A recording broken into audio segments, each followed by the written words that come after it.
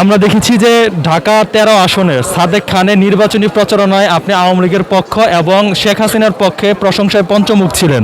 হঠাৎ করে আপনি ভুল পাল্টে এখন আওয়ামী লীগ বিদ্বেষী কেন? আচ্ছা ভাই, আপনি হঠাৎ করে বললে ভুল হবে।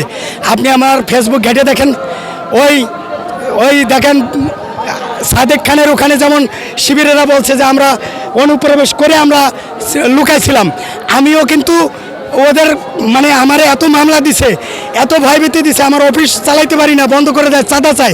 তবে আমরা যে ওকে সাথে থাকলে হয়তো চাঁদাটা চাবে না, তাও ওকে সাথে থাকতে চেষ্টা করছি। কিন্তু আমি এত বেশি বিএনপির সাথে ইনভলভ ছিলাম, ম্যাডাম দেশনায়ক তারেক রহমানের দোয়া আমার প্রতি থাকার কারণে, বেগম খালেদা জিয়ার দোয়া আমার প্রতি থাকার কারণে ওইখানের স্থানীয় আওয়ামী লীগ আমাকে রিসিভ করে নাই। আমি কিন্তু ভাষণটা আমারই, কিন্তু আমি তাদের সাথে ঢুকতে চাইছিলাম, কিন্তু যেহেতু আমি কট্টরপন্থী বিএনপি, সেজন্য তারা কখনো রিসিভ করে নাই। সামান্য চাঁদা আমার কাছে চেয়ে মোহাম্মদপুর থানায় আমার হুন্ডা 2 মাস 2.5 মাস আটকা রাখে, আমার 4টে দাঁত ভাঙে দিচ্ছে। এই যে দাঁতের নিচে হাড় ভাঙে দিচ্ছে এই আওয়ামী লীগ, যুবলীগ, ছাত্রলীগ, চাঁদাবাজ লীগেরা। আমার বুকের 4টে হাড়, আমি ঢাকা মেডিকেলের সমস্ত কাগজপত্র আছে।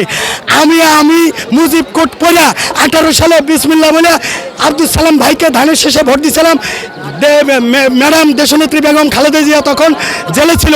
আমি 18 সালে সাদেক খানের বয়ান ঠিকই করছিলাম নিরুপায় হইয়া, কিন্তু মুজিব কোট পড়া আমি ম্যাডামকে বিএনপির লোক ওখানে ঢুকতে দেয় নাই, আওয়ামী লীগের লোক।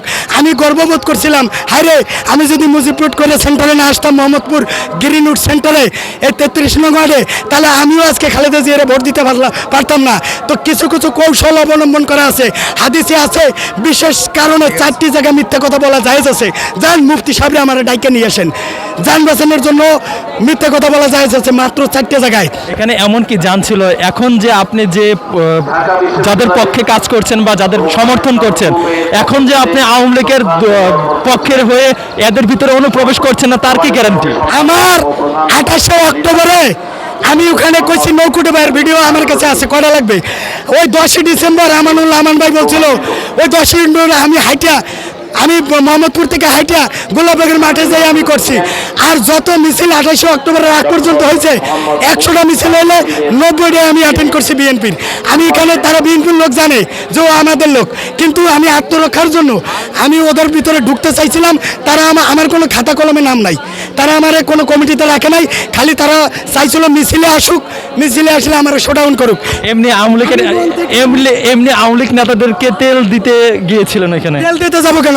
আমি আমার নিজের জীবন বাঁচে না, সাদা চাই, মারে 4টে দাঁত ভাঙছে, আপনার দাঁত পুতা দিয়ে ভাঙছে, পুতা আছে না, মশলা বাটা পুতা দিয়ে 4টে দাঁত ভাঙছে, তারপরে দাঁতের নিচে হাড় ভাঙছে, তারপরে বুকের হাড় ভাঙছে।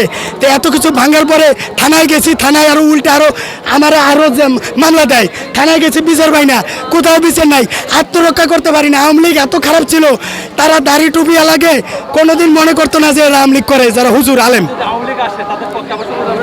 আমি আওয়ামী লীগের তো ওদের পক্ষে যাইও তো আমি ছিলাম না ওদের পক্ষে।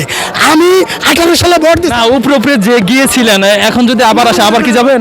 এখন যদি আওয়ামী লীগ ফিরে আসে, আমি কাদের মোল্লা এবং সালাউদ্দিন কাদের চৌধুরীর মতো আমি ফাঁসির কাজটা চলবো, কিন্তু আওয়ামী লীগের দালালি আর করার সময় নাই, ওদেরকে চিরতরে বাদ দেওয়া হয়েছে।